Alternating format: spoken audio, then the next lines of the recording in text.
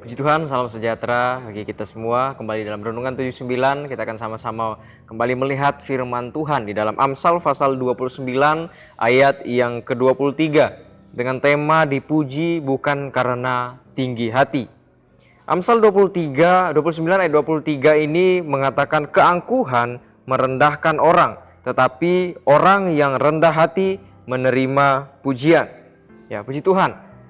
Keangkuhan adalah sifat yang suka memandang rendah orang lain.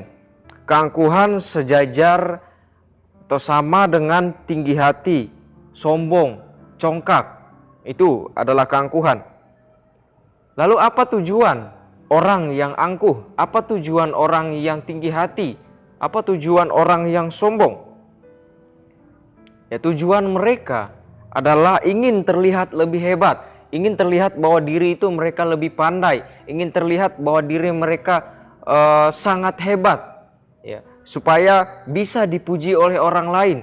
Mereka sombong, mereka angkuh, mereka tinggi hati, supaya terlihat hebat dan ingin menerima pujian, ingin dipuji oleh orang lain karena mereka terlihat hebat. Namun dari sikap itu, ya, itu justru merendahkan orang lain. Sikap tinggi hati adalah bagaimana mereka merendahkan orang lain supaya mereka yang lebih tinggi, mereka yang lebih baik. Dengan kata-kata yang merendahkan orang lain, mereka merendahkan orang lain untuk meninggikan diri mereka.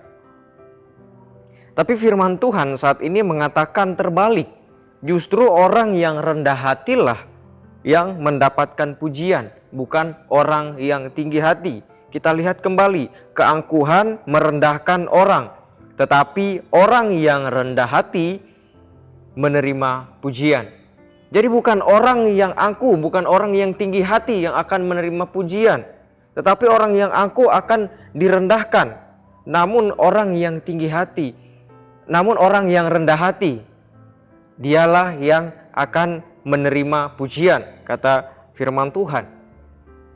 Kita pun juga jika bertemu dengan orang yang sombong, orang yang tinggi hati, pasti tidak akan suka, tidak enak melihatnya, tidak senang. Sebab apa? Sebab orang yang angkuh, mereka akan cenderung merendahkan orang lain, menghina orang lain.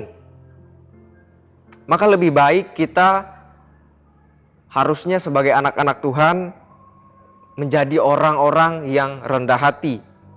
Orang baik akan lebih senang bergaul dengan orang yang rendah hati.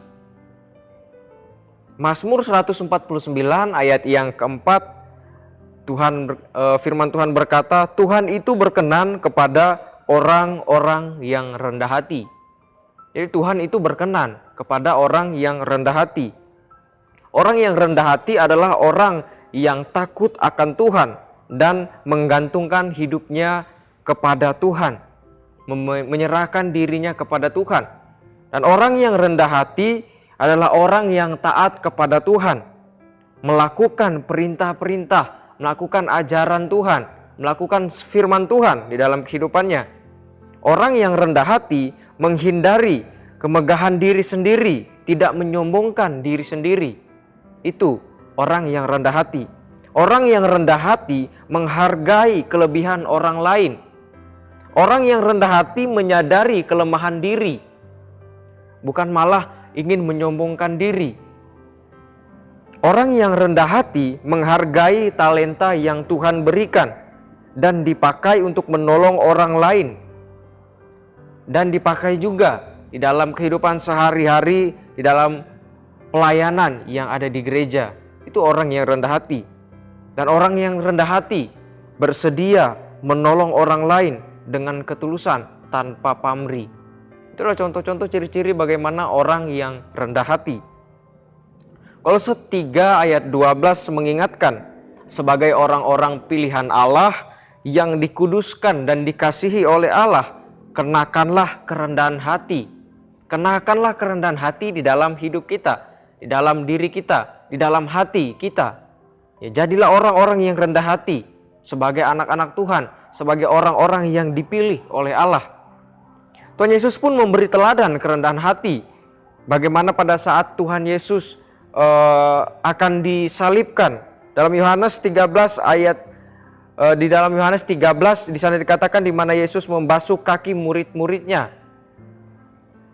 Itu adalah sebuah simbol atau tanda pelayanan kerendahan hati.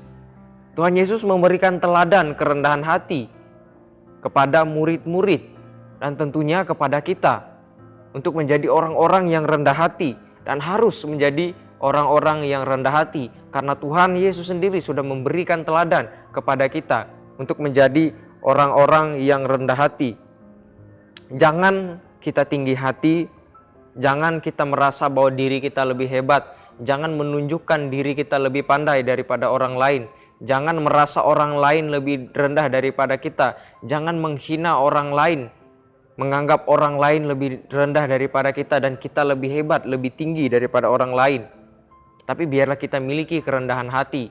Seperti firman katakan, bukan kerendahan hati, bukan tinggi hati, bukan keangkuhan yang mendatangkan pujian. Tetapi kerendahan hatilah orang yang rendah hati dikenan oleh Tuhan. Orang yang rendah hati yang menerima pujian. Amsal 18 ayat 12 dikatakan, tinggi hati mendahului kehancuran, tetapi kerendahan hati mendahului kehormatan. Jadi biarlah kita semua terus hidup belajar melakukan firman Tuhan dan jadilah umat-umat Tuhan yang rendah hati, yang saling mengasihi dan bukan jadi orang-orang yang tinggi hati. Demikian kebenaran firman Tuhan, kiranya memberkati kehidupan kita semuanya. Puji Tuhan Bapak Ibu Saudara sekalian, terima kasih telah mengikuti Renungan 79, kiranya dapat menjadi berkat di dalam kehidupan kita. Bagi Bapak Ibu, Saudara-saudari yang ingin didoakan untuk pokok-pokok doa tertentu, baik menceritakan kesaksian, mujizat, kesembuhan, pemulihan, masalah keluarga dan lain sebagainya, dapat disalurkan melalui chat WhatsApp di nomor 0813 2742 0088. Puji Tuhan, kita akan berdoa untuk kebenaran firman Tuhan. Terima kasih Tuhan Allah Bapa yang bertata di dalam kerajaan surga. Pujian syukur hanya bagi nama-Mu Tuhan. Kembali kami mendengarkan firman Tuhan yang terus mengajar kami, yang mendidik kami Tuhan. Dan biarlah firman-Mu ini mengingatkan kami untuk tetap menjadi anak-anak Tuhan, menjadi umat-umat Tuhan, menjadi pilihan orang-orang pilihan Allah yang rendah hati. Sebab itulah yang dikenan oleh Tuhan, itulah yang disenangkan oleh Tuhan.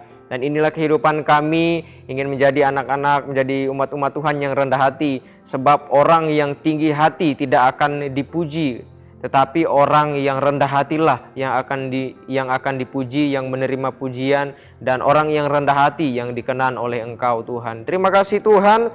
Ya Tuhan, tolonglah agar firman-Mu itu selalu dekat kepada kami umat-umat Tuhan, yakni di dalam mulut dan di dalam hati kami. Terpujilah nama-Mu di dalam nama Tuhan Yesus Kristus. Haleluya. Amin.